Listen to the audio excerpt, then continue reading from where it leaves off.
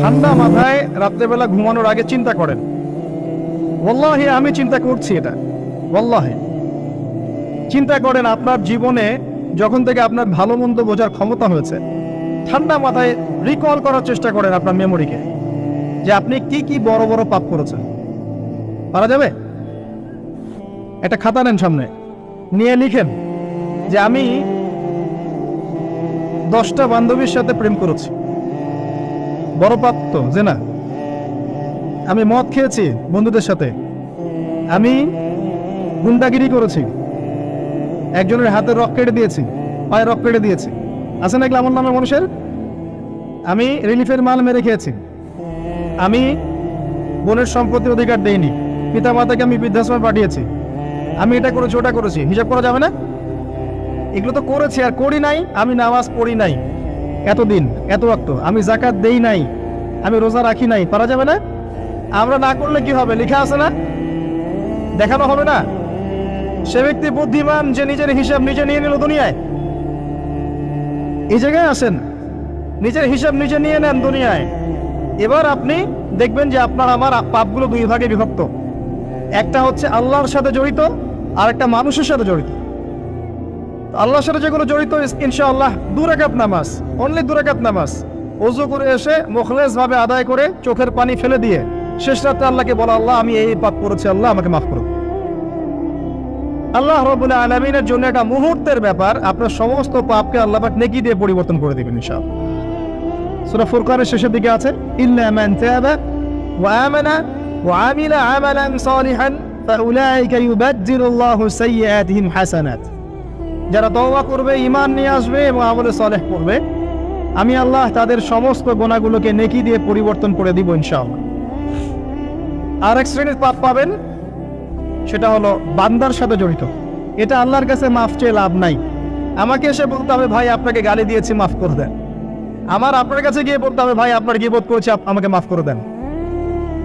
আপনি আরেক ভাইয়ের কাছে গিয়ে বলবেন, ভাই আপনার টাকা আমি মেরে খেয়েছিলাম, টাকা নেন, শোধ করে নেন। প্রতিবেশীকে বলতে হবে, ভাই জমি নিয়ে নেন, জমি আমি মেরে খেয়েছিলাম। জনগণের সামনে এসে বলতে হবে, এই যে চালের বস্তা তোমাদের ছিল, আমি মেরে খেয়েছি, নিয়ে নাও। এত সহজ না। না হলে এগুলো কিয়ামতের মাঠে জমা থাকবে এবং পুলসিরাতে তারা দাঁড়িয়ে থাকবে। যখন আপনি আমি অনেক নেকি নিয়ে উঠবো, আল্লাহ পাক বলবেন, নেকি দিয়ে দাও। কেন দিব? কারণ অমুককে গালি দিয়েছো, অমুকের টাকা নিয়েছো, ফেরত দাওনি, অমুকের কাছ থেকে অমুককে অপবাদ দিয়েছো, অমুকের সম্পত্তি মেরে খেয়েছো, অমুকের জমি মেরে খেয়েছো, ইত্যাদি ইত্যাদি। এখন তোমার নেকি দিয়ে ওদেরকে শোধ করো। তোমার আমল নামা থেকে নেকি সব চলে যাবে, আর ওর আমল নামা থেকে গুনাহ আপনার আমল নামায় চলে আসবে। বলেন নাউযুবিল্লাহ। আল্লাহ পাক পরকালে আমাদেরকে যেন বান্দার সাথে জড়িত হক নিয়ে না ওঠান, আমিন। একটা দোয়া করতে পারেন, আল্লাহুম্মা কফিনি বিহালালিকা আন হারামিক ওয়া আগনিনি বিফদলিকা আম্মান সিওয়াক। আশা করা যায় আল্লাহ পাক আপনার দুনিয়ার ঋণ দুনিয়ায় শোধ করে দিবেন ইনশাআল্লাহ। কি দোয়া বললেন? আল্লাহুম্মা কফিনি বিহালালিকা আন হারামিক ওয়া আগনিনি বিফদলিকা আম্মান সিওয়াক। হিসনুল মুসলিম বইটা পড়েন, পাবেন ইনশাআল্লাহ। তো যেটা বলছিলাম প্রিয় ভাইয়েরা, সামনে সিজন আছে, আমল নামায় হিসাব করে নেন, রমাদান মাসটাকে কাজে লাগান। নবী সাল্লাল্লাহু আলাইহি ওয়াসাল্লাম বলেছেন, সেই ব্যক্তির জন্য ধ্বংস যে রমজান মাসকে পেল, রমজানকে পেয়েও তার গুনাহ মাফ করাতে পারলো না। নবীর নাম শুনে আমরা কেউ দরুদ পড়লাম না। নবী সাল্লাল্লাহু আলাইহি ওয়াসাল্লাম বলেছেন, সেই ব্যক্তি ধ্বংস হোক যে রমজান মাসকে পেল, কিন্তু এই রমজান মাসকে পেয়েও তার গুনাহ মাফ করাতে পারলো না। আমরা এদের অন্তর্ভুক্ত হতে চাই না। আল্লাহ পাক হেফাজত করুন। রমজানের আগেই প্রিপারেশন নেন, মানসিকভাবে আমল নামা গুছিয়ে ফেলেন, টার্গেট করেন আপনি কি চাচ্ছেন রমজান মাসে। 30টা সওম তো আছেই, 5 ওয়াক্ত নামাজ জামাতে পড়ার চেষ্টা করেন, তারাবির সালাতগুলো আদায় করার চেষ্টা করেন। আল্লাহ পাক তৌফিক দান করুন। অন্তত একটা বার কোরআনকে খতম করার চেষ্টা করেন। প্রতিদিন 1 পারা করে পড়লে খতম হবে, পারা যাবে না? যারা পড়তে জানি না, এখনই পড়া শিখে নেন। 1 মাস আছে, পড়া শিখে নেন।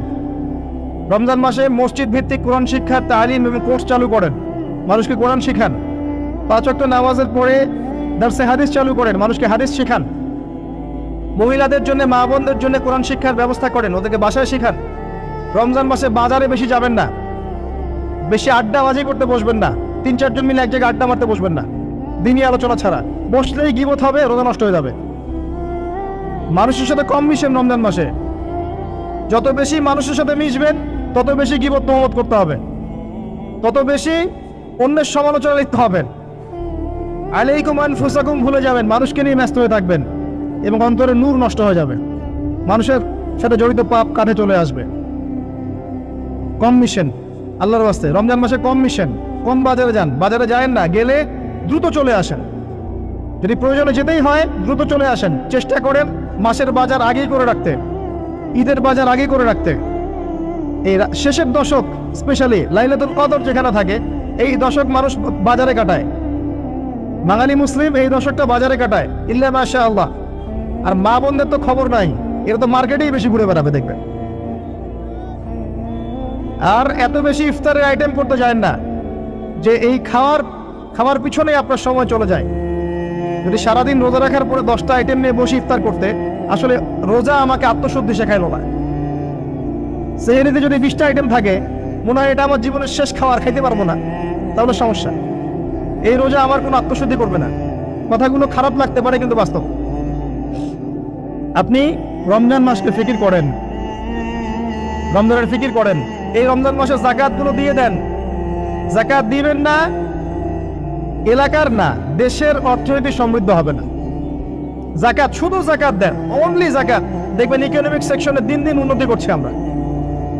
যাকাত সবাই দিতে শুরু করেন, দেখবেন সমাজে একটা মানুষ খুঁজে পাবেন না যে না খেয়ে মারা যায়, ইনশাআল্লাহ তাআলা। আল্লাহ পাক এর মধ্যেই ইসলামিক ইকোনমিক্স রেখেছেন, ধনীর সম্পদে গরিবের হক। এটাতে করে সম্পদ ঘুরতে থাকবে হাত থেকে হাতে, হাত থেকে হাতে। এতে করে সবাই খেয়ে পরে বাঁচবে। যখন আপনি সুদে যাবেন, কোন এক শ্রেণীর মানুষ খাবে, আর এক শ্রেণীর মানুষ দরিদ্রতার অতল তলে চলে যাবে। এটা বাস্তবতা। এটা দেশের ক্ষেত্রে না, বিশ্বের ক্ষেত্রেও দেখবেন বিশ্বের একটা শ্রেণী দিন দিন ধনী হচ্ছে, আর একটা শ্রেণী দিন দিন গরিব হচ্ছে। কারণ কি জানেন? রিবা, সুদ। রমজানের এই ফিকিরগুলো করেন। আল্লাহ পাক তৌফিক দান করুন যেন এই রমজানে আমরা আমাদের সমস্ত গুনাহগুলোকে মাফ করিয়ে নিতে পারি, আমিন। এবং বেশি বেশি সামর্থ্য থাকলে দিনের দাওয়াতি কাজ করেন রমজান মাসে, মানুষকে আল্লাহর দিকে ডাকেন। আইওয়াশ করতে যায় না, শোডাউন করেন না, ভিতরে ভিতরে দাওয়াতি কাজ করেন দিনের জন্য, ইসলামের জন্য। আল্লাহর জমিন, আল্লাহর দিনটা যেন প্রতিষ্ঠিত হয়। এবং এতিমের ভরণ পোষণের দায়িত্ব নেন, বিধবার খোঁজ খবর নেন, অসহায় যারা বৃদ্ধ বৃদ্ধা আছে এদের পাশে দাঁড়ান, সাদাকাতুল ফিতরগুলো দিয়ে দেন। রমজান মাসে সবাই সামনের হাত বাড়ান, আল্লাহর ওয়াস্তে রমজানটাকে কাজে লাগান। কে জানে এরপরে রমজান নাও পেতে পারেন। আর বিশ্বে যা শুরু হয়েছে, কোন দিন যে বিশ্ব পারমাণবিক বোমার মধ্যে চলে যায় আল্লাহ ভালো জানেন, আল্লাহ ভালো জানেন। এটা সম্ভাবনা নাই এমন নয়, সমূহ সম্ভাবনা আছে, সমূহ সম্ভাবনা। দেখতে থাকেন কি হতে থাকে ফিউচার। এবার আসেন, আমি যে কথাগুলো বলছিলাম, জ্ঞান অর্জনের পরে আমল, এরপরে হচ্ছে আপনার আত্মশুদ্ধি। আত্মশুদ্ধির কয়েকটা মাধ্যম আমি বলে দেই। বেশি বেশি কোরআন তেলাওয়াত, বেশি বেশি আল্লাহর জিকির, বেশি বেশি মওতের স্মরণ, বেশি বেশি পরকালের ফিকির। পারা যাবে ইনশাআল্লাহ। এবং কম কম কথা বলা, কম কম খাওয়া, কম কম ঘুমানো, কম কম মানুষের সাথে মেশা। পারা যাবে? এগুলো আত্মশুদ্ধির জন্য দরকার আছে। এবং আত্মশুদ্ধিওয়ালা মানুষদের সহবতে গিয়ে থাকা পারা যায়? আল্লাহ পাক তৌফিক দান করুন। এরপরে আসবেন বেসিক কাজে। আপনার ইকোনমি হালাল কিনা দেখেন। হারাম রিজিককে ঘরে ঢুকতে দিয়েন না, সুদকে ঢুকতে দিয়েন না। আল্লাহর রাস্তায় হাত জোর করে অনুরোধ করছি, সুদকে ঢুকতে দিয়েন না, ছেড়ে দেন। আল্লাহ আপনার রিজিকের দায়িত্ব নেবেন। এমন উৎস থেকে আল্লাহ আপনাকে রিজিক দিবেন আপনি কল্পনা করতে পারবেন না। আপনি মনে করেন না রিজিকের মালিক আপনি নিজেই, সুদ না খেলে আপনি রিজিক পাবেন না, এমনটা ভাবেন না। এটা ভাবার নাম হলো শিরক। এটা শোনেন, যখন আপনি মনে করছেন যে এটা ছাড়তে আমি পারবো না, যদি আমি ছেড়ে দেই আমার পরিবার চলবে না, আমি চলতে পারবো না, মানে আপনি মনে করছেন রিজিকের মালিক আপনি নিজেই। এটা শিরক। আল্লাহর উপর তাওয়াক্কুল করে ছেড়ে দিতে পারলে দেখবেন আল্লাহ আপনাকে বেহিসাব রিজিক দেবেন ইনশাআল্লাহ। এটা আপনি কল্পনা করতে পারবেন না। মিন হাইসু লা ইয়াহতাসিব, আপনার কল্পনার বাহির থেকে আল্লাহ আপনার রিজিক দিবেন ইনশাআল্লাহ। আপনি কল্পনা করতে পারলে আয়াতটা ঠিক হবে না, আপনার কল্পনার বাহির থেকে রিজিক আসবে ইনশাআল্লাহ। এবং এটা হচ্ছে দিন দিন বহু মানুষ সুদ ছেড়ে দিচ্ছে আলহামদুলিল্লাহ, এবং হালাল ব্যবসা করছে, হালাল কিছু করার চেষ্টা করছে, আল্লাহ পাক ওদেরকে না খাইয়ে রাখেন নাই, বরং সুদ খোরদের চেয়ে ভালো রেখেছেন আলহামদুলিল্লাহ। চেষ্টা করেন এরপরে বেসিক পরিবারের আদর্শ ঠিক করার জন্য। পরিবারে কালিমা থাকবে, কি থাকবে?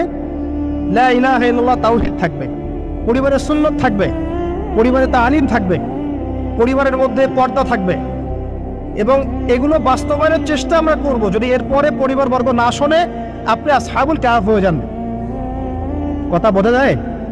যদি বলতে বলতে বুঝাতে বুঝাতে দাওয়াত দিতে দিতে আপনি ক্লান্ত হয়ে যান, কিছুতেই মানুষ আপনার পরিবারবর্গ কথা না শোনে, সেপারেট পরিবার গঠন করেন, আলাদা পরিবার করুন, একা থাকেন, সুসম্পর্ক বজায় রাখেন, যার যার হক তাকে তাকে দিয়ে দেন, কিন্তু আপনি আলাদা পরিবার গঠন করেন, নিজে একা থাকেন। আমরা অনেকে মনে করি যে আলাদা হয়ে যাওয়াটা খারাপ। আত্মীয়তার সম্পর্ক বজায় রেখে আলাদা ইসলামিক পরিবার গড়া সুন্নত। কথা কি বুঝাতে পারছি না? আত্মীয়তার সম্পর্ক বজায় থাকবে, যার যার হক তাকে তাকে আপনি দিবেন, দিয়ে আপনি স্বতন্ত্র আদর্শ ইসলামিক পরিবার গড়বে, এটা সুন্নত। কারণ একটা বড় পরিবার যেখানে আপনি দিন পালন করতে পারছেন না, পর্দা নাই, হালাল রিজিক নাই, আপনার আত্মনির্ভরশীলতা নাই, আপনার মতামতের কোনো মূল্য নাই, ইসলাম আপনি পালন করতে চান, বাধা দেওয়া হয়, আপনি আলাদা হয়ে যান, আলাদা স্বতন্ত্র পরিবার গঠন করেন দিনের জন্য, এবং আদর্শ স্ত্রীকে বিয়ে করেন, আদর্শ সন্তান মানুষ করেন, দেখবেন আগামীতে ইনশাল্লাহ পরিবারটা ভালো ফলাফল বয়ে আনবে ইনশাল্লাহ। কিছু করেন নাই, ইসলামের জন্য আমাকে স্বার্থপর হতে হবে, ইসলামের জন্য স্বার্থপরতার সুযোগ আছে। যখন দাওয়াত দিতে দিতে বোঝাতে বোঝাতে মানুষ একবারে ক্লান্ত হয়ে যায়, তখন নূহ আলাইহিস সালাম পর্যন্ত বলেছেন, রব্বি আন্নী মাগলুবুন ফান্তাসির, আল্লাহ আমি পরাজিত হয়ে গেছি, আমাকে সাহায্য করো। আল্লাহ পাক প্লাবন নামিয়ে দিয়ে সবাইকে ধ্বংস করে দিয়েছে। লূত আলাইহিস সালাম শেষমেশ তার স্ত্রীকে ছেড়ে চলে গেলেন, নূহ আলাইহিস সালাম তার সন্তানকে রেখে চলে গেলেন, মুহাম্মদ সাল্লাল্লাহু আলাইহি ওয়াসাল্লাম তার চাচাদেরকে রেখেই চলে গেলেন মদিনায়, হিজরত করলেন। চাচার ইসলাম কবুল করলো না, আবু লাহাব করেছে, করে নাই। ইভেন আবু তালেব, যিনি দীর্ঘদিন নবী সাল্লাল্লাহু আলাইহি ওয়াসাল্লামকে সাপোর্ট দিয়েছেন, সর্বশেষে গিয়ে কালিমা পড়তে বলেছেন নবী সাল্লাল্লাহু আলাইহি ওয়াসাল্লাম, তিনি কালিমা পড়েন নাই, বলেছেন আমি আব্দুল মুত্তালিবের ধর্মের উপরেই থাকলাম। কি হলো তাহলে? ইচ্ছা করে কাউকে হেদায়েত দেওয়া যায়? আল্লাহর পক্ষ থেকে হেদায়েত আসে। আসহাবুল কাহফ সমাজে টিকতে পারলেন না, গুহায় চলে গেলেন, আল্লাহ পাক 309 বছর ঘুম পাড়িয়ে রাখলেন, আবার জীবিত করলেন। তারা কি জান্নাতি নন? ইব্রাহিম আলাইহিস সালাম বাবাকে এত নসিহত করলেন, বাবা বলল বের হ বাসা থেকে, না হলে মাথা ফাটিয়ে দেবো রজম করে। উনি চলে গেলেন, সাথে একজন তার স্ত্রী সারাহ আলাইহিস সালাম, তাকে নিয়ে চলে গেলেন প্যালেস্টাইন। প্যালেস্টাইনের নাম শুনেছেন? কোথায়? শেষ জামানার সবচেয়ে ইম্পর্টেন্ট জায়গা প্যালেস্টাইন। মনে রাখবেন, শেষ জামানায় যত কিছু ঘটছে এর কেন্দ্র হচ্ছে ফিলিস্তিন এবং জেরুজালেম। ওই জায়গাটার জন্য এত কিছু, বিশ্বে যা কিছু দেখছেন ওই জায়গার জন্য এত কিছু। কিছু মানুষ চায় ওখান থেকে বিশ্ব শাসন করতে, এবং তারা সেটা করবেও। এটা একটা সাময়িক সময়ের জন্য, তারপরে ইনশাআল্লাহ তাআলা মুসলিমরা ওদের গর্দান উড়িয়ে দিবে ইনশাআল্লাহ। এবং ঈসা আলাইহিস সালাম সেখান থেকে ইসলামী খেলাফা আবারও বাস্তবায়ন করবেন ইনশাআল্লাহ তাআলা।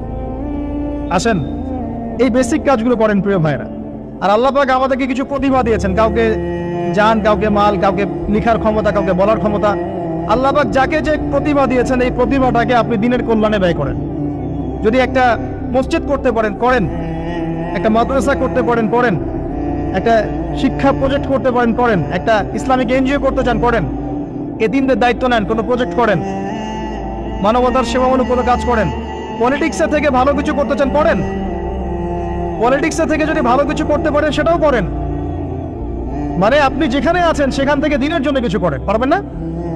একজন মানুষ ধরেন একটা এলাকার রাজনৈতিক নেতা, তার পক্ষে কি পসিবল না ইসলামের জন্য কাজ করা, মানুষের ভালো করা সম্ভব না? পসিবল, এবং অনেক ক্ষেত্রে আমার চেয়ে বেশি পসিবল। একজন আলেম, তার জন্য কি এইসব মঞ্চে বসে দিনের কথা বলা সম্ভব না? মানুষকে দিনের পথে ডাকা সম্ভব না? একজন মসজিদের মুতাওয়াল্লি, তার জন্য কি মসজিদটা আবাদ করা সম্ভব না? একটা মাদ্রাসার প্রতিষ্ঠাতা, তার জন্য কি মাদ্রাসা আবাদ করা সম্ভব না? আমাদের প্রত্যেককে আল্লাহ পাক কিছু না কিছু সুযোগ দিয়েছেন, ওগুলোকে ফাইন্ড আউট করে আল্লাহর ওয়াস্তে যে কয়দিন বেঁচে থাকবো দিনের জন্য কিছু করে কবরে যাই, ইনশাআল্লাহ জান্নাত পাওয়া যাবে। এগুলো বাস্তব কথা, প্র্যাকটিক্যাল কথা। আর একটা কথা মনে রাখবেন, আল্লাহ পাক বলেছেন নাসুল্লাহা ফানাসিয়াহুম, যারা আল্লাহকে ভুলে যাবে আল্লাহ ওদেরকে ভুলে যাবেন। যারা আল্লাহকে ভুলে যায় আল্লাহ তাদেরকে ভুলে যান। ইন্নাল্লাহা লা ইউগাইয়িরু মা বিকওমিন হাত্তা ইউগাইয়িরু মা বিআনফুসিহিম। একটা কওম যতক্ষণ তার অবস্থা পরিবর্তনের চেষ্টা করে না, আল্লাহ পাক ওই কওমের অবস্থা পরিবর্তন করেন না। ইন তানসুরুল্লাহা ইয়ানসুরকুম ওয়া ইউসাব্বিত আকদামাকুম, তোমরা যদি আল্লাহর দ্বীনকে সাহায্য করো তবেই আল্লাহ তোমাদেরকে সাহায্য করবে, তোমাদের পদযুগল দৃঢ় রাখবে। আমার কথা শোনেন, তোমরা যদি আল্লাহর দ্বীনকে সাহায্য করো তবেই আল্লাহ তোমাদেরকে সাহায্য করবে। এমনি এমনি সাহায্য আসবে না, আসবে না, কখনোই না। এভাবে ঘাপটি মেরে বসে থাকলে আর সবাই খারাপ হয়ে গেছে আমি ভালো, নিজে বাঁচলে বাপের নাম, অথবা সমাজটা পচে গেছে এখন আর কিছু করা যাবে না, এইসব চিন্তা করে যারা কম্বল দিয়ে মুড়ি দিয়ে শুয়ে থাকবে তারাও ধ্বংস হয়ে যাবে এক সময়। ধ্বংস হওয়ার সময় ওরাও বাদ থাকবে না, ওরাও ধ্বংস হয়ে যাবে। তো আল্লাহর দ্বীনকে সাহায্য করেন যার যতটুকু ক্ষমতা আছে, প্রতিভা আছে, আল্লাহ পাক সামর্থ্য দিয়েছেন। আল্লাহ পাক একটা সুসংবাদ দিয়েছেন, ইয়া আইয়ুহাল্লাযীনা আমানু, হে মুমিনগণ, ওয়ালা তাহিনু ওয়ালা তাহজানু, তোমরা হীনবল হও না, দুশ্চিন্তাগ্রস্ত হও না, ওয়া আনতুম লা আলাউনা, তোমরাই বিজয়ী হবে ইনশাআল্লাহ। ইন কুনতুম মুমিন, যদি প্রকৃত অর্থে তোমরা মুমিন হয়ে থাকো, যদি তোমরা প্রকৃত অর্থে মুমিন হয়ে থাকো তোমরাই বিজয়ী হবে ইনশাআল্লাহ। হীনবল হও না, দুশ্চিন্তাগ্রস্ত হও না। আল্লাহ পাক আরো আয়াতে বলেছেন, তোমরা কি ভেবেছো এমনি এমনি জান্নাতে চলে যাবে? যতক্ষণ না আল্লাহ পাক তোমাদেরকে পরীক্ষা করছেন, যতক্ষণ না আল্লাহ পাক দেখে নিচ্ছেন কে তোমাদের মধ্যে সবর করনেওয়ালা আর প্রচেষ্টা চালানেওয়ালা, তোমরা কি ভেবেছো এমনি এমনি জান্নাতে চলে যাবে? সেগুলো হচ্ছে বাস্তব কথা। এবার আসেন, এখন আমরা যে পরিস্থিতির মধ্যে আছি এখান থেকে পুরোপুরি উত্তরণ সম্ভব না, ফুল স্টপ। যা দেখছেন ফিতনা ফাসাদ, যা দেখছেন ব্যক্তিগত জীবনে, পারিবারিক জীবনে, সোশ্যালি, ইকোনমিক্যালি, জিওপলিটিক্যালি, এই ফিতনা ফাসাদগুলো থেকে পুরোপুরি রিকভার করা এখন সম্ভব না। এবং এটা আইএমএ জাহিলিয়াতের সেই জাহিলিয়াতগুলোকে হার মানাচ্ছে দিন দিন। এখানে নবী সাল্লাল্লাহু আলাইহি ওয়াসাল্লামের সিরাত বা জীবনী এটা ঘেটে দেখবেন তিনি কিভাবে সমাজ সংস্কার করেছেন, ওটাই পথ পদ্ধতি, এর বাইরে কোনো পথ নাই। আর একটা দিন যাবে আর আপনার কাছে মনে হবে গতকালটা আজকের দিনের চেয়ে ভালো ছিল। যতদিন যাবে আলামাতুস সাআহ, আখিরুজ জামানের সাইনগুলো আরো প্রকাশিত হতে থাকবে। মানুষ মারা যাবে, মানুষ বেশি বেশি মরবে, মহামারীতে হোক, হত্যাকাণ্ডে হোক, যুদ্ধে হোক, মানুষ মরবে বেশি বেশি সামনে। উলামায়ে কেরামের সংখ্যা কমতে থাকবে, জাহেলদের সংখ্যা বাড়বে। যত দিন যাবে আল্লাহর প্রাকৃতিক গজবগুলো বাড়বে, ভূমিকম্প বলেন, মহামারী বলেন, জলোচ্ছ্বাস বলেন, ভূমিধস বলেন, আকৃতি পরিবর্তন বলেন, এগুলো বাড়বে। যতদিন যাবে হালাল রিজিক সংকীর্ণ হবে, জিনা বাড়বে, মাদক বাড়বে, মানুষ জিনা করবে হালাল মনে করে, মাদক খাবে হালাল মনে করে। যতদিন যাবে মেয়েদের সংখ্যা বাড়বে, পুরুষরা কমতে থাকবে, এবং ছেলেরা মেয়ের পোশাক পরে ঘুরবে, মেয়েরা ছেলের পোশাক পরে ঘুরবে। যতদিন যাবে ফাংশনাল জায়গাগুলোতে মেয়েরা চলে আসবে, ছেলেরা পিছিয়ে পড়বে। যতদিন যাবে যুদ্ধ বিগ্রহ বাড়বে, এবং সামনের যুদ্ধগুলো প্রথম ওয়ার্ল্ড ওয়ার, সেকেন্ড ওয়ার্ল্ড ওয়ারকে হার মানাবে। ওগুলো কিছুই নেই সামনে, ম্যাসাকার হয়ে যাবে পৃথিবী, ম্যাসাকার। একটা কান্ট্রি অস্ট্রিয়া হাঙ্গেরি, সেখানে রাজপুত্রকে গুলি করা হয়েছে তার স্ত্রী সহ। এই ইস্যুটাকে কেন্দ্র করে সে তার পার্শ্ববর্তী দেশটাকে আক্রমণ করলো 2 সপ্তাহ পরে। এখন পার্শ্ববর্তী দেশের বন্ধু রাষ্ট্র ছিল রাশিয়া, সে বলল যে আমার বন্ধুকে আক্রমণ করা হলে আমি চুপ থাকবো না। আর অস্ট্রিয়া হাঙ্গেরি বললো আমি আমার বন্ধুকে ডেকে নিয়ে আসছি। তাহলে কে তোমার বন্ধু? জার্মানিকে ডেকে আনা হলো, জার্মানি যুদ্ধে ঝাঁপিয়ে পড়লো অস্ট্রিয়া হাঙ্গেরির জন্য। রাশিয়া এদিক থেকে জার্মানিকে আক্রমণ করছে, জার্মানি এদিক থেকে ডিফেন্ড করছে। এদিকে অস্ট্রিয়া হাঙ্গেরি তার প্রতিবেশীকে আক্রমণ করছে। এবার ফ্রান্স বলল যে রাশিয়া আমার বন্ধু, আমি জার্মানিকে ছাড়বো না। তখন ফ্রান্স যুদ্ধে চাপ দিল, সে জার্মানির এগেইনস্টে যুদ্ধ করলো। বেসাকার অবস্থা, এমন যুদ্ধ যে একদিনে 17,000 মানুষ মারা গেছে, কয়েক ঘন্টার মধ্যে 17,000 মানুষ শেষ, এমন হয়েছে। এবং পানি পথে, আকাশ পথে, সব পথেই হয়েছে। এবার ব্রিটেন বলছে যে ফ্রান্স আমার বন্ধু, আমিও চুপ থাকবো না, সেও যুদ্ধে চলে আসলে। কি ইস্যুটা ছিল? ওই যে রাজপুত্রকে গুলি করে হত্যা করেছে 1914 সালের সামার গ্রীষ্মকালে। এই একটা ইস্যু থেকে আস্তে আস্তে একটা একটা করে দেশ হতে হতে হতে হতে আমেরিকা পর্যন্ত ইনভলভ হয়েছে, এবং 5 থেকে 6 বছরের ব্যবধানে কয়েক কোটি মানুষ মারা গেছে, কয়েক কোটি। এগুলো হিস্ট্রি পড়েন। সামান্য ইস্যু নিয়ে বিশ্বে কি হতে পারে আপনার কল্পনাও নাই। সিরিয়ার ইস্যুটা দেখবেন, সামান্য ইস্যু ছিল, আস্তে আস্তে আস্তে আস্তে 10টা 12টা 15টা রাষ্ট্র ইনভলভ হয়ে গেল, মানুষ মরে শেষ, রেফিউজি ম্যাসাকার অবস্থা। বিশ্ব এদিকে যাচ্ছে আস্তে আস্তে, চিরদিন এমন অবস্থা থাকবে না। নিজের আখের গোছান, নিজের আকীদা ঠিক করেন, আমল ঠিক করেন, পরকালের প্রস্তুতি নেন, হিসেব কিতাব চুকিয়ে দেন, হালাল খান, পরিবার গঠন করেন, পর্দা কায়েম করেন, দিনের জন্য কিছু করেন। সময় নাই হাতে আমাদের। ব্যক্তিগত কাজগুলো বেশি বেশি করে করেন, ওই দিকে দেখার সময় নাই। ওগুলো দেখে আপনি কিছু করতে পারবেন না, মানে হাত বন্ধ, কিছু করার নাই। অতএব ওইসব বড় বড় ফিকির করে এখন আপনার লাভ নাই। ওটা যাদের করা তারা করবে, যাদের ওইসব ক্ষমতা আছে ওরা করবে, আপনি আমি করতে পারবো না। কিন্তু পরিস্থিতি বুঝতে পারছি যে পরিস্থিতি ভালো না, নিজের পরকালের ফিকির করেন। যতদিন যাবে এগুলো বাড়বে, এবং মানুষের মধ্যে নৈতিকতা কমবে, পারস্পরিক হৃদ্যতা ভালোবাসা কমে যাবে। বাপকে হত্যা করবে সন্তান, মাকে হত্যা করবে সন্তান, পিতা মানুষের দাস দাসীর মতো আচরণ করা হবে। দেখবেন কয়দিন পর জেনে এমন ভাবে বাড়ছে যে মানুষ মেয়েদের দিকে আকর্ষণ হারিয়ে ফেলে ছেলেদের সাথে জেনা করা শুরু করবে। নাউজুবিল্লাহ পড়ছেন? এটা বাড়ছে দিন দিন। এটাকে বলে হোমোসেক্সুয়ালিটি বা সমকামিতা, দিন দিন বাড়ছে। এরপরে দেখবেন বাচ্চাদেরকে ধর্ষণ করা হবে, এটাও দিন দিন বাড়ছে এখন। এরপরে মানুষ কি করবে জানেন? গবাদি পশুর সাথে জেনা করবে। দেখে নিয়েন, এই কথাও ফেলবে ইনশাআল্লাহ। আর ইকোনমিক সেকশনে তো অনেক আগে বলেছিলাম আপনার টাকার মান কমবে, সম্পত্তি লস হবে, দিন দিন দিন দিন এদিকে ওয়ার্ল্ড যাবে। কি করবেন? ওই যে কাজগুলো বলেছি, বেসিক কাজগুলো ঠিক করেন। আল্লাহর ওয়াস্তে প্রথমে তওবা করে আল্লাহর দিকে ফিরে আসেন, আকীদা ঠিক করেন, আমল বেশি বেশি করার চেষ্টা করেন, সুন্নাহ মাফিক জীবনযাপন করেন, আল্লাহর ওয়াস্তে হালাল খান, হারামে যায় না, পারিবারিক আদর্শ সুন্দর করার চেষ্টা করেন। যদি কথা না শুনে একক পরিবার গড়ে তোলেন, সন্তান ছোট থেকে মানুষ করেন, আপনার জানমাল যা আছে এটাতে দিনের কোনো খেদমত করেন, চেষ্টা করেন দিনের কোনো কল্যাণ করার জন্য, যেটাকে নিয়ে আপনি আল্লাহর সামনে দাঁড়াবেন। আল্লাহ, আমি মাজুর ছিলাম, এতটুকু করে তোমার কাছে এসেছি, আমাকে মাফ করে দাও। এর বেশি কিছু আমার বলারও নাই, আসলে আমাদের করারও আছে বলে আমার মনে হয়। আল্লাহ পাক আমাদের সবাইকে কথাগুলো বোঝার তৌফিক দান করুন, এবং আমাদের সবাইকে আল্লাহ পাক আকীদা সংস্কার করার তৌফিক দান করুন। বেশি বেশি নেক আমল করার আল্লাহ পাক তৌফিক এনায়েত করেন। আল্লাহ পাক আমাদের সবাইকে হালাল রিজিকের ব্যবস্থা করে দিন। আল্লাহ পাক আমাদের সবাইকে আদর্শ পরিবার গড়ার তৌফিক দান করুন। আল্লাহ রাব্বুল আলামিন আমাদের যে যেখানে আছে সেখান থেকে দিনের খেদমত করার তৌফিক দান করুন। দুনিয়ার এই শেষ জামানার ফিতনা ফাসাদগুলো থেকে আল্লাহ পাক আমাদেরকে বাঁচিয়ে রাখুন, এবং বেঁচে থাকার জন্য আমাদের মনোবল তৈরি করুন, মানসিকতা তৈরি করুন। মুসলিমদের মাঝে আল্লাহ পাক ঐক্য দান করুন, উলামায়ে কেরামের মাঝে আল্লাহ পাক ঐক্য দান করুন, আমাদের পলিটিক্যাল নেতাদেরকে আল্লাহ পাক হেদায়েত করুন। আল্লাহ পাক আপনাদের সবার যেন একটা সালামতির জিন্দেগি দান করেন। কিন্তু নারীর অবমাননার ওই জাহিলিয়াত থেকে কিন্তু আমরা বের হইতে পারি না। আর একটা হচ্ছে, এটা আরো মারাত্মক, গোত্রীয় হানাহানি ছিল প্রকট আইয়ামে জাহিলিয়াত, ছিল না? গোত্রীয় হানাহানি একটা প্রকট আকার ধারণ করা ছিল আইয়ামে জাহিলিয়াতে। আমাকে বলেন, এইটা এখনকার বিশ্বে বা দেশে কি বাদ হয়েছে কিনা? এখন এটা পলিটিক্যাল হানাহানিতে রূপ নেয় নাই, বৈশ্বিক হানাহানিতে রূপ নিছে না?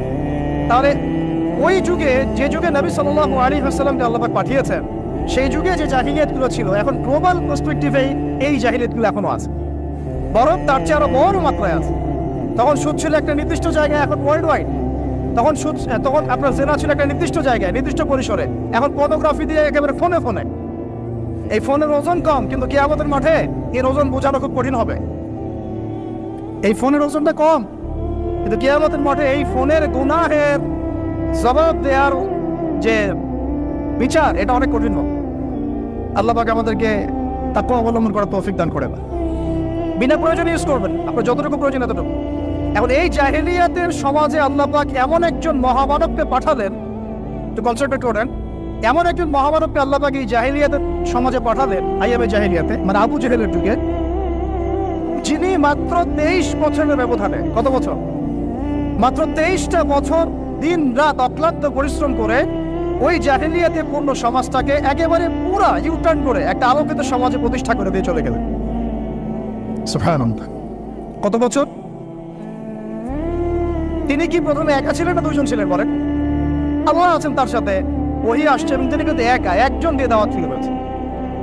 তিনি মানে হেরা গুহায় কি করতেন? নবী সাল্লাল্লাহু আলাইহি ওয়াসাল্লাম হেরা গুহায় চিন্তা করতেন কিভাবে এই জাহিলিয়াতে পূর্ণ সমাজটাকে পরিবর্তন করা যায়। আল্লাহকে ডাকতেন, আল্লাহ পথ দেখাও। তিনি তো নবী, আগে থেকেই নবী।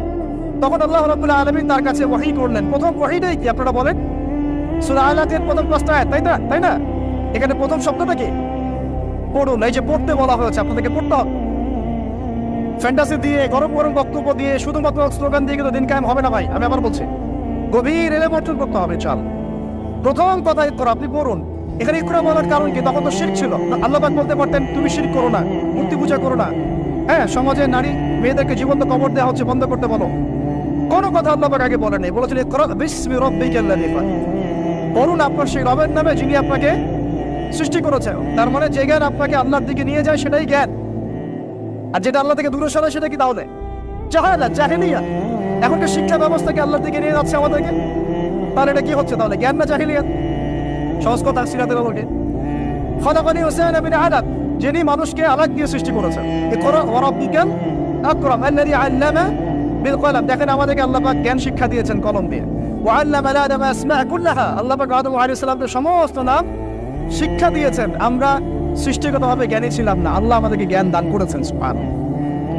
এবং সেই জ্ঞানের বদৌলতেই আমাদের পিতাকে আল্লাহ পাক সিজদা করিয়েছেন আপনার ফেরেশতাদেরকে দিয়ে সুবহানাল্লাহ। আমরা তার সন্তান। আমাদের আব্বাজানকে মানে আদম আলাইহিস সালামকে আল্লাহ পাক বলেছেন খলিফা।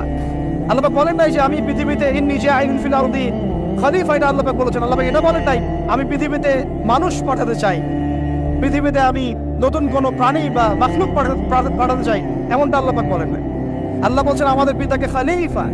খলিফা মানে যিনি জমিনে আল্লাহর বিধান প্রতিষ্ঠা করেন। ঠিক যেমন দাউদ আলাইহিস সালামকে আল্লাহ পাক বলেছেন ইয়া দাউদ ইন্না জাআলনাকা খলিফাতান ফিল আরদ ফাহকুম বাইনান নাসি বিল হক ওয়া লা তাত্তাবি'ল হাওয়া ইউদিল্লাকা আন সাবিলিল্লাহ। হে দাউদ, আমি তোমাকে পৃথিবীতে আমার খলিফা করেছি, তোমার কাজ পৃথিবীতে ইনসাফ প্রতিষ্ঠা করা, হক প্রতিষ্ঠা করা। হকের মানদণ্ড কি? আল্লাহ পাকের ওহী। আল্লাহর ওহী দিয়ে তুমি মানুষের মাঝে বিচার ফয়সালা করবা, এটাই হলো হক প্রতিষ্ঠা করা। যদি না করো, প্রবৃত্তির তাড়না অনুসরণ করো, মানে মানব রচিত বিধান অনুসরণ করো, তাহলে ইউদিল্লাকা আন সাবিলিল্লাহ, আল্লাহর রাস্তা থেকে এটা তোমাকে সরাই নিয়ে যাও। বলেন আমরা এখন খলিফা শব্দটাই ভুলে গেছি, আর খলিফা থেকে যে খিলাফা আসছে এই শব্দ বলতেও ভয় পাচ্ছি। বাংলাদেশের ইয়াং জেনারেশন এখন যারা মানে ইসলাম প্র্যাকটিস করছে তাদের অনেকেও নামাজ, রোজা, হজ, জাকাত এই শব্দগুলোকে যেভাবে রিসিভ করেন, শরিয়া, ইবাদত, খিলাফা রিসিভ করতে পারেন না। কারণ এর ব্যর্থতার দায় আমাকে নিজের উপর নিতে হবে। কারণ আমি হয়তো বিগত 5 বছরে তাকে এই শব্দগুলো শোনাতে পারি নাই।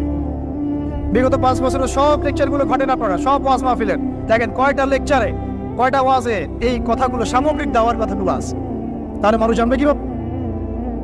তো নবী সাল্লাল্লাহু আলাইহি ওয়াসাল্লামের কাছে প্রথম ওহী আসছে পড়াশোনা কেন্দ্রিক। ভাই আমাদেরকে পড়াশোনা করতে হবে, আর এই পড়াশোনার জন্য এই মেলা, বই, যে আয়োজনগুলো হচ্ছে এগুলো কিন্তু আমাদের পড়াশোনার জন্য।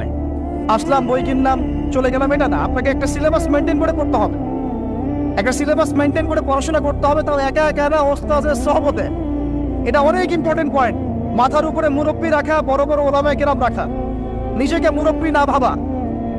বহু তুল্লাব এবং বহু আলেম পর্যন্ত নিজেকে শুধু মুরব্বী ভাবার কারণে আর তাদের মাথার উপর থেকে মুরব্বীকে সরিয়ে দেওয়ার কারণে মুহূর্তের মধ্যেই পথভ্রষ্ট হয়ে গেছে। ইভেন তাগুতের দালালিও করে ফেলছে। এমন অনেক ঘটনা আছে, নাজির আছে, আপনারা দেখতে পারবেন। তো আমাদেরকেও ওইরকম উস্তাদ, ওলামায়ে কেরাম, বরেণ্য মুরব্বীদের সহবত এটা জরুরি। সহবত না আসলে তাজকিয়া আসবে না, আর তাজকিয়া না আসলে আপনার আমার দ্বারা কোনো দাওয়াতও সম্ভব না, ওই জিহাদও সম্ভব। বিশ্ব দূষিত কলব দিয়ে আল্লাহ দিন কায়েম হয়। আমার কলবটা মুনাওয়ার হতে হবে, নূর লাগবে। নূর অর্জন করতে হলে আমার পড়াশোনা আমলের পাশাপাশি এরকম মুহাক্কিক আলেমদের সহবতও লাগবে। এবং এই জায়গায় আপনি নিজেকে সাম্প্রদায়িক করে ফেলবেন না যে আমি শুধু একজনকে আমি মানে আমার মাথার উপরে রাখছি, বাকি আর কাউকে আমি চিনি না। এরকম চিন্তা মনে হয় করা ঠিক হবে। বরং বরেণ্য ওলামায়ে কেরাম সবার কাছ থেকে আপনি নূর হাসিল করবেন। ঠিক আছে? অনেক সময় দেখা যায় আমাদের বড়দের মধ্যে কোনো কোনো বিষয়ে মতপার্থক্য হতে পারে। এই জায়গায় আপনার আমার কাজ কি? এই জায়গায় আপনার আমার কাজ তালেবে ইলম হিসেবে একদম চুপ থাকা। কি থাকা, একদম চুপ থাকবে না, কথা বলবেন। ওইটা তারা বুঝবে। এই জায়গায় ফেসবুকটা যে ক্ষতি করেছে বাংলাদেশে, অন্য কোনো প্ল্যাটফর্ম সেটা করে, এটা কিন্তু একটা ক্ষতি করতে, এটা ভালো দিক যেমন আছে, এটা ক্ষতি করতে কেউ কথা সব জায়গায় বলা যাবে না, আমাদের সবাইকে কথা বলা যাবে না। তো মাথার উপর মুরব্বী রাখা, ওলামায়ে কেরামের সহমতে থাকা এবং এর মধ্যে যে আমল করা, আল্লাহ পাক আমাদেরকে বোঝার তৌফিক দান করেন। এবার নবী সাল্লাল্লাহু আলাইহি ওয়াসাল্লামের কাছে যখন এই ওহীটা আসলো, আপনারা তো জানেন তিনি বাসায় গিয়েছেন, নিজের জীবনের আশঙ্কা করেছেন। ওয়ারাকা বিন নাফিল কি বলেছিলেন? ওয়ারাকা বিন নাফিল বলেছিলেন যে তোমার কাছে যিনি এসেছেন সে হচ্ছে নামুস, মানে জিবরাইল আলাইহিস সালাম। এইবার তোমার তোমাকে বের করে দিবে। আমার পয়েন্টটা ধরেন এই জায়গায়। ওয়ারাকা বিন নাফিলের কাছে আমার নবীকে নিয়ে যাওয়া হলে সাল্লাল্লাহু আলাইহি ওয়াসাল্লাম, তিনি মন্তব্য করেছিলেন যে তোমার কাছে যে এসেছে সে হচ্ছে নামুস, জিবরাইল আলাইহিস সালাম। তোমার কাছে এমন একটা ওহী আসছে, এইবার তোমাকে তোমার কম বের করে দিবে। নবীজি অবাক হয়ে জিজ্ঞাসা করেছিলেন যে আমাকে তারা বের করে দিবে? আমাকে তারা সাদিকুল আমিন বলে থাকে, তাই না? তখন তিনি বলেছিলেন এর আগে যার কাছেই নামুস এসেছে, মানে এই ওহী আল্লাহর ওহী এসেছে, তাকেই তার কম বের করে দিয়েছে। তার মানে কি? তার মানে আপনি যখন ওহী ভিত্তিক হকের কথা বলবেন এবং সিরাতে সুন্নতে নিজেও চলবেন এবং সেটা কায়েম করতে চাইবেন, আপনাকেও সমাজ থেকে বের করে দেওয়া হতে পারে। বের করে দেওয়া হতে পারে, আরো বড় কিছু হতে পারে। এখন তাকদিরে যা আছে তা হবে, এটা আল্লাহ পাকের হাতে। কিন্তু আমরা কি সুন্নত থেকে সরে যাব? এবার নবী সাল্লাল্লাহু আলাইহি ওয়াসাল্লাম যখন শুয়ে আছেন, এই যে জাম্মিলুনি জাম্মিলুনি এইখান থেকে বলতেছে, তখন কিন্তু আল্লাহ রাব্বুল আলামিন কয়েকদিন পরে আরেকটা ওহী করেছেন। এই ওহীটা আমরা অনেকে আলোচনা করতে চাই বা করি না, এটা একটু আমি আলোচনা করবো আজকে। ধৈর্য ধরতে পারছেন কি? আচ্ছা ঠিক আছে, আপনাদের ধৈর্য যদি হয় কিনা আমি ভয় পাচ্ছি। তো দ্বিতীয় ওহীটা অনেকেই জানি, দ্বিতীয় ওহী কি এটা অনেকেই জানি না এবং এটার ব্যাখ্যা অনেক সময় করা হয় না। প্রথম ওহীটা নিয়ে কথা হয় যে পড়াশোনা করতে বলা হয়েছে। দ্বিতীয় ওহীটা হচ্ছে সূরা মুদ্দাসসিরের প্রথম 5-6 আয়াত। তিনি যখন শুয়ে আছেন, দ্বিতীয় ওহী আসছে, ইয়া আইয়ুহাল মুদ্দাসসির, হে কম্বল আবৃত রাসূল, উঠুন। কম ফাআনযির, কম উঠেন, আপনি উঠে দাঁড়ান। ফাআনযির, মানুষকে সতর্ক করেন। ওয়া রাব্বুকা ফাকাব্বির, আপনার রবের তাকবীর পাঠ করেন। আমরা যে বলি তাকবীর, আল্লাহু আকবার, ঠিক আছে? ওয়া রাব্বুকা ফাকাব্বির ওয়া সিয়াবাকা ফাতাহহির ওয়া রুজসা ফাহজুর। দেখেন এই বেসিক আয়াতের উপর আমাদের আমল নাই, আমি দেখাচ্ছি আপনাদের।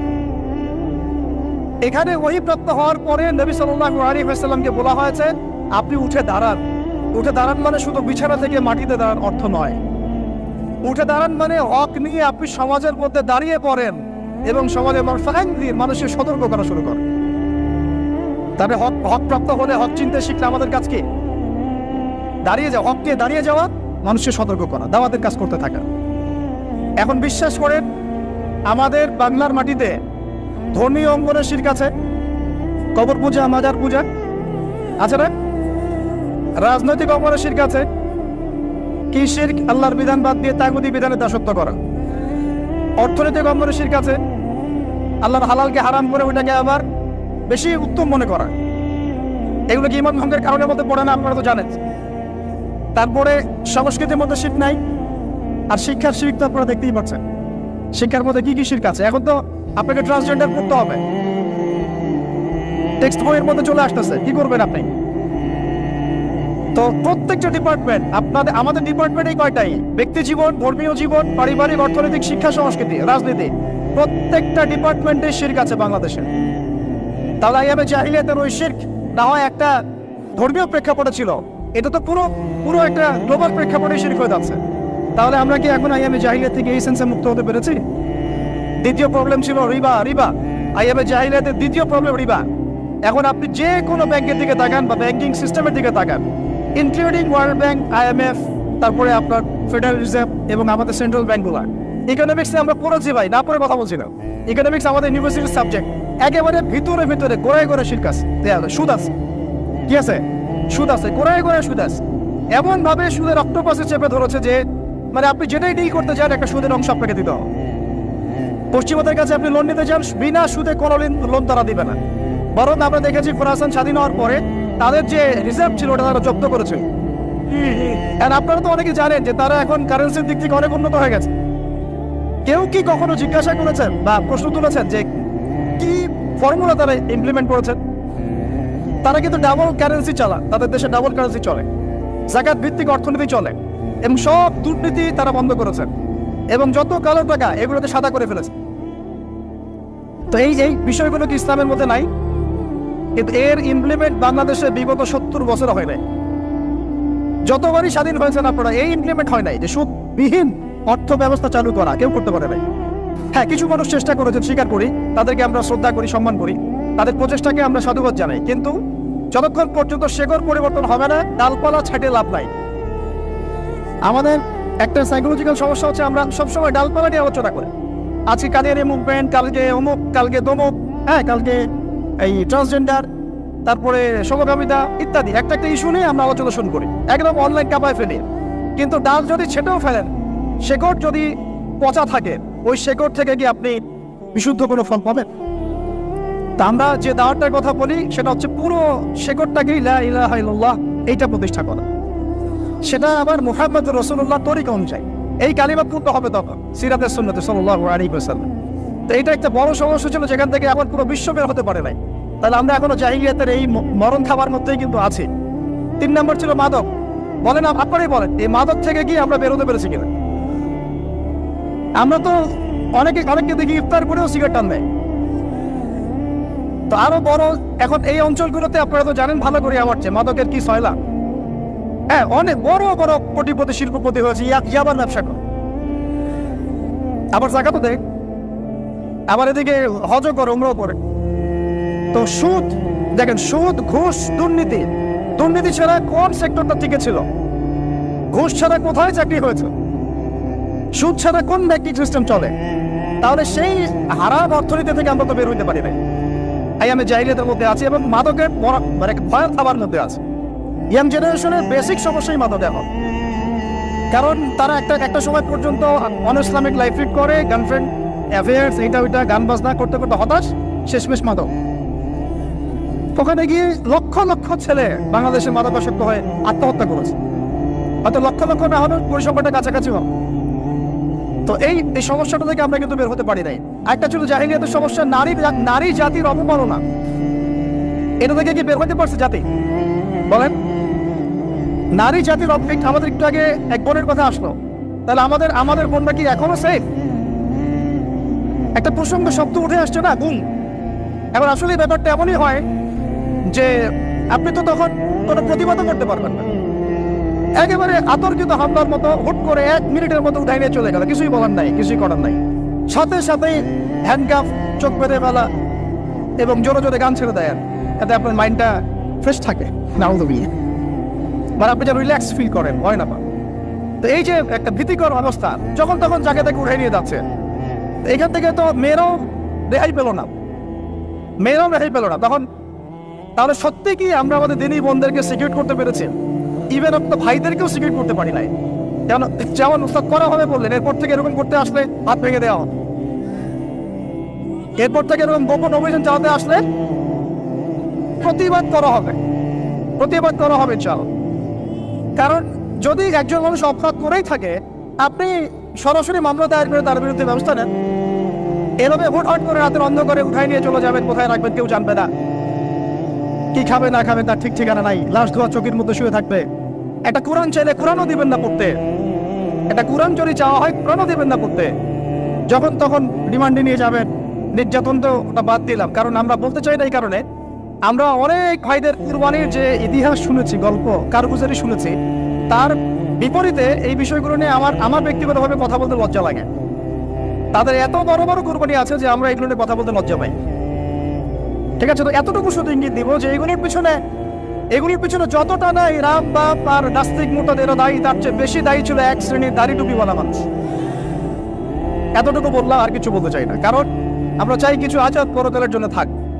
চোখ কান খোলা রাখলে আপনারাও বুঝতে পারবেন, জিনের উপাসনা করলে অনেক কিছু ভেলকিবাজি দেখানো যায়।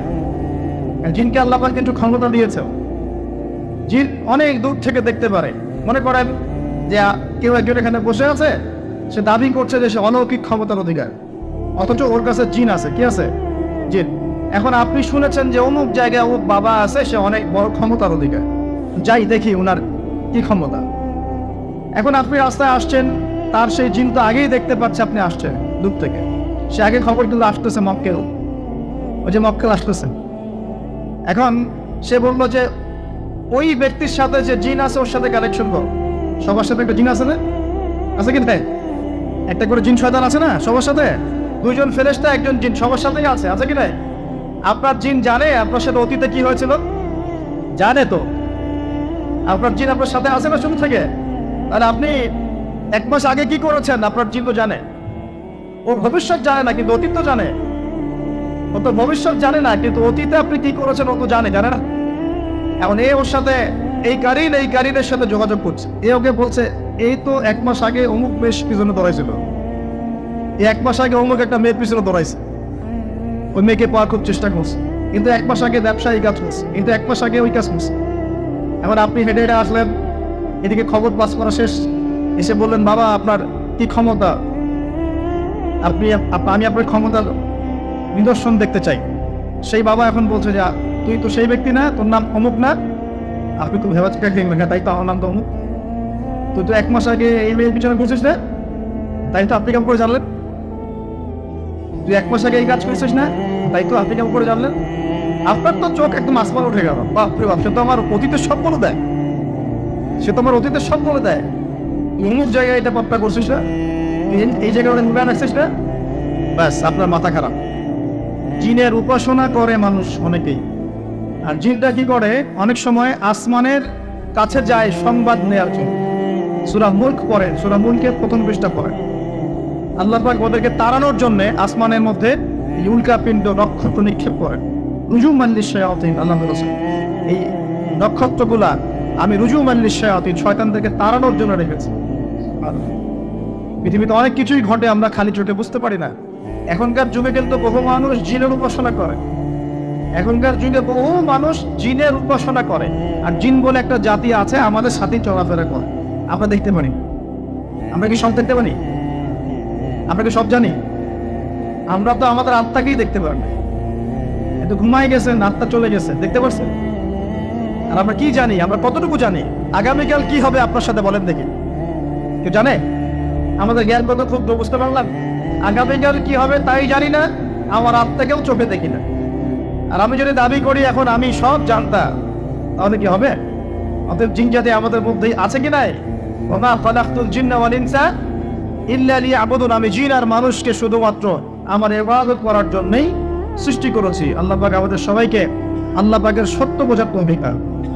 এবার আসেন, এখন কেউ যদি জিনের উপাসনা করে, জিনকে সন্তুষ্ট করার জন্য এই কুরবানি করে, তাহলে কি শিরক হবে কিনা? সিজদা কার জন্যে? অন্য কারোর জন্য করলে কি হবে? কুরবানি কার জন্যে? অন্য কারোর জন্য করলে কি হবে? কার নামে কসম করতে হয়? যদি অন্য কারো নামে কসম করি, এই যে এখন বাপের নামে কসম, মায়ের নামে কসম করেন কেন? কসম করা যাবে না এভাবে। মান হালাফা বিগাইরি ইসমিল্লাহি ফাকাদ কাফার, কেউ যদি আল্লাহ ছাড়া অন্য কারো নামে কসম করে সে কুফরি করবে। যদি কসম করতেই হয় আপনাকে আল্লাহরই কসম করতে হবে। যদি কসম করতে হয় কার কসম করবে? আর আল্লাহর কসম করে কি মিথ্যা বলতে পারবে? মিথ্যা বললে তখন কাফারা দেওয়া লাগবে। আচ্ছা, কাফারা কি? সবচেয়ে সহজ কাফারা হচ্ছে 3টা রোজা রাখা। কয়টা রোজা? 3টা। আচ্ছা আমরা যাই। এখন কসম করবো আল্লাহর জন্য, দোয়া করেন কার কাছে? দোয়া কার জন্যে? এখন যদি অন্য কারোর কাছে দোয়া করা শুরু করি, সন্তানকে দিবে, অন্য কারো কাছে চাওয়া শুরু করি, মনে করেন আপনার রোগ ব্যাধি দেওয়ার ভালো করার মালিককে যদি এখন আপনি একটা আংটি পরে মনে করেন এই আংটি আপনার রোগ ভালো করবে, কি হবে? সেভাবে কি না? এরকম অগণিত কাজের শিরক আমরা করছি। আল্লাহ পাক আমাদের শিরক থেকে বাঁচান। আর ভবিষ্যতের মালিককে, সময়ের মালিককে, ভবিষ্যৎ কে জানে? রাস্তায় টিয়া পাখি দেখে ভাগ্য পরীক্ষা করছে, ও কি ভবিষ্যৎ বলতে পারবে? যদি ওখানে গিয়ে হাত দেখান শিরক হবে না? রাশিফল দেখা যায়, রাশিফল, এই রাশিফল আজকে তোমার দিনটা কেমন যাবে, কালকে তোমার দিনটা কেমন যাবে, আছে না? এগুলো বিশ্বাস করলে কি হবে? এবং পদে পদে শিরকে নিমজ্জিত আছে। শিরক হচ্ছে এমন একটা পাপ, যেই পাপ আমলনামায় থাকলে পরে বিনা তওবায় যদি সেই ব্যক্তি মারা যায়, আল্লাহ পাক তাকে মাফ করবেন না। ভালো করে শোনেন, শিরক এমন একটা পাপ, যে পাপ যদি আমলনামায় থেকে যায়, বিনা তওবায় সে মারা যায়, শিরকের পাপ নিয়ে আল্লাহর সামনে দাঁড়ায়, আল্লাহ তাকে মাফ করবেন। দলিল সূরা নিসা, আল্লাহ পাক বলেন ইন্নাল্লাহা লা ইয়াগফিরু আন ইউশরাকা বিহি ওয়া ওয়াগফিরু মা দুনা যালিকা লিমান ইয়াশা। আল্লাহ পাক তার সাথে শিরকের গুনাহ মাফ করবেন না, এছাড়া যে কোনো গুনাহ যাকে ইচ্ছা মাফ করবেন। বুঝাচ্ছি, মনে করেন একজন ব্যক্তি জিনা করেছে, কথার কথা নাউযুবিল্লাহ, একজন ব্যক্তি জিনা করেছে বা মিথ্যা কথা বলেছে বা ধরেন মদ খেয়েছে ইত্যাদি। এখন সে তওবা করলে তো মাফ পেতই, তওবা করলে মাফ হতো না?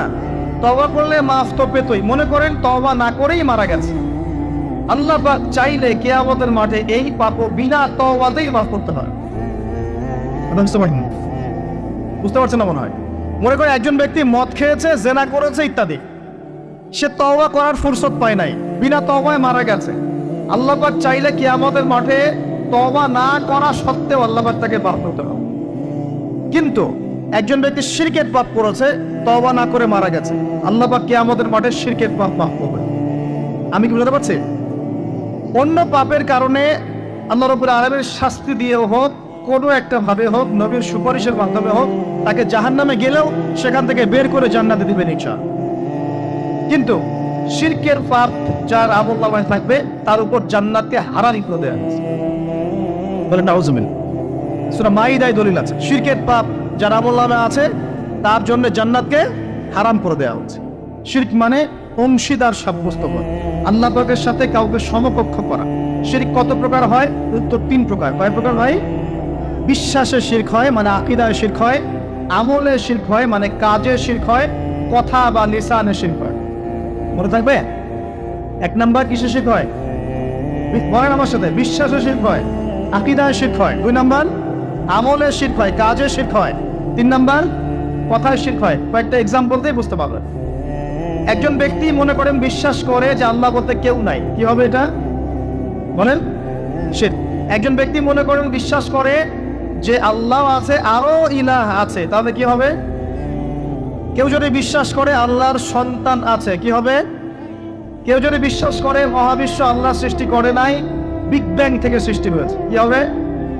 কেউ যদি বিশ্বাস করে আল্লাহ মানুষকে সৃষ্টি করে নাই, মানুষ বানর থেকে হয়েছে, কি হবে?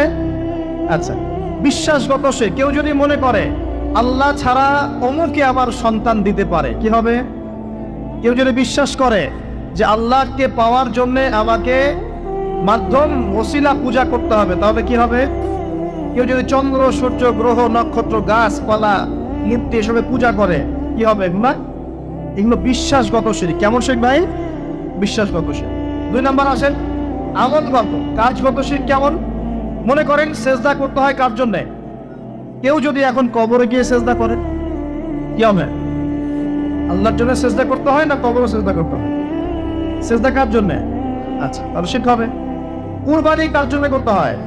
কেউ যদি এখন মনে করেন জিনকে সন্তুষ্ট করার জন্য কুরবানি করে দেবে, কি হবে? এগুলো তো গেল আমলগত শিরক। আরো অনেক শিরক আছে। আমাদের কথার মধ্যেও শিরক হয়। কিসের মধ্যে? কথার মধ্যে। যেমন আমরা বলি ডাক্তার ভালো ছিল, না হলে রোগীকে বাঁচানো যেত না, বলি কিনা? অনেকে বলি না? শিরক হবে। কেউ যদি বলে যে ড্রাইভারটা ভালো ছিল, না হলে গাড়ি নির্ঘাত অ্যাক্সিডেন্ট করবে, কি হলো কথায়?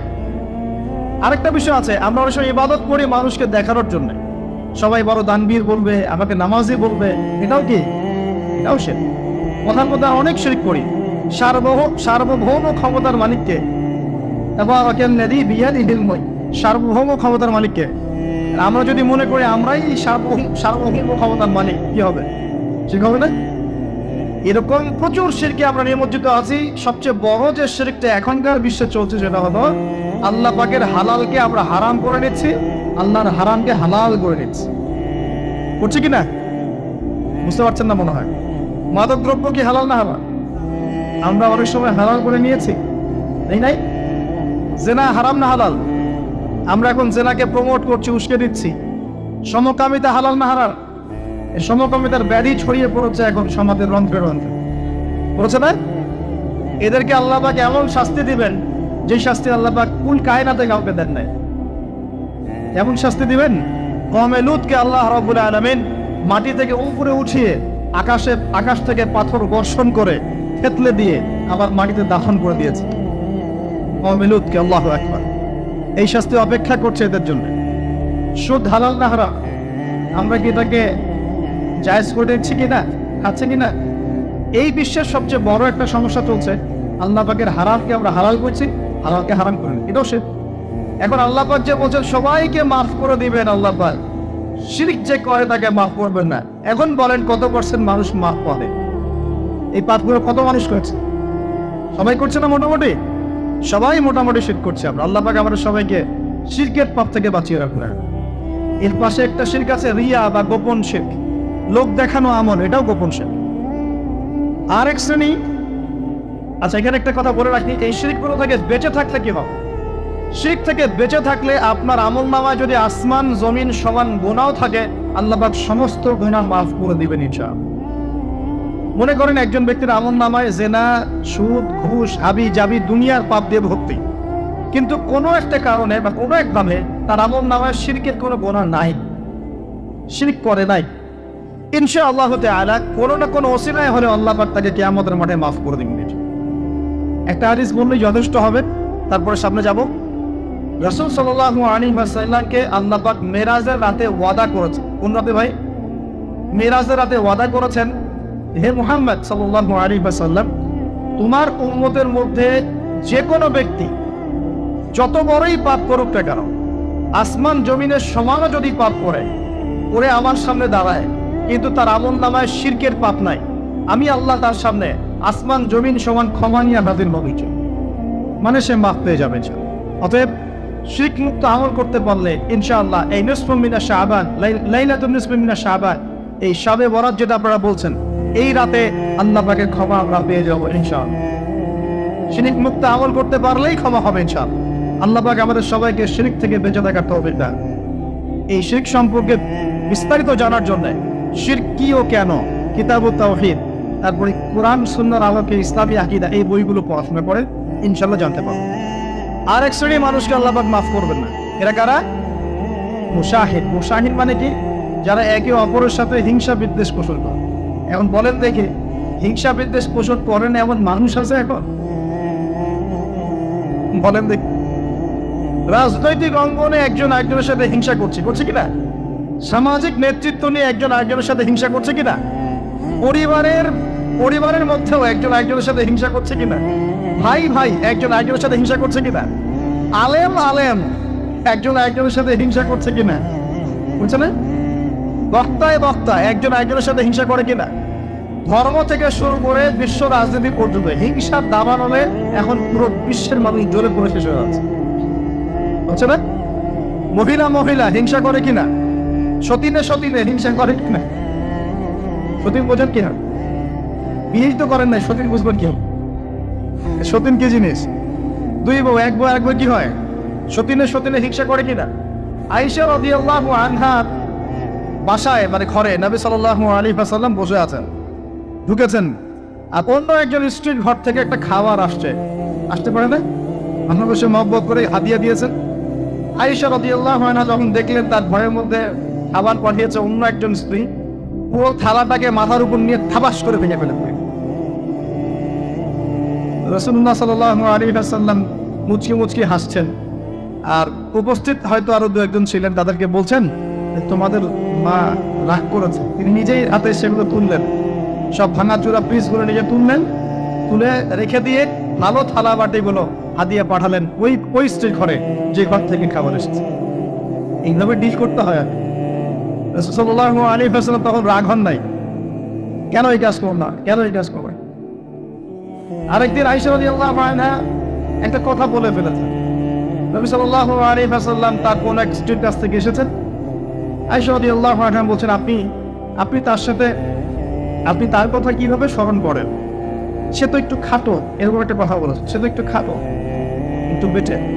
আয়েশা রাদিয়াল্লাহু আনহাকে আমাদের নবীজি বলছেন, শোনো, তুমি এমন একটা কথা বলেছ, আমাদের সবার জন্য হেদায়েত আছে, তুমি এমন একটা কথা বলেছ, এই কথাটা যদি সমুদ্রের সাথে মিশিয়ে দেওয়া হয় পুরো সমুদ্রের পানি দূষিত হয়ে যাবে। এই এতটুকু কথা, যে সে তো একটু খাটো ইয়া রাসূলুল্লাহ, এই যে এতটুকু কথা কানে, এই যে অত কালো, অত অমুক, অত তমুক, অত গরিব, অত কৃষক, অত ছোট লোক, অত এই যে রিক্সাওয়ালা, আমরা কথা বলি না এগুলো? আমাদের এগুলো কথা আছে না সমাজে? এগুলো বলার সাথে সাথেই এটা এমন পাপ হয়ে যায়, সাগরের মধ্যে এই পাপ মিশিয়ে দিলে সাগরের পানি নষ্ট হয়ে যাবে। নাউজুবিল্লাহ। এরকম হিংসা বিদ্বেষ মনে থাকলে তাসকিয়া পাওয়া যায় না। তাসকিয়া মানে আত্মশুদ্ধি।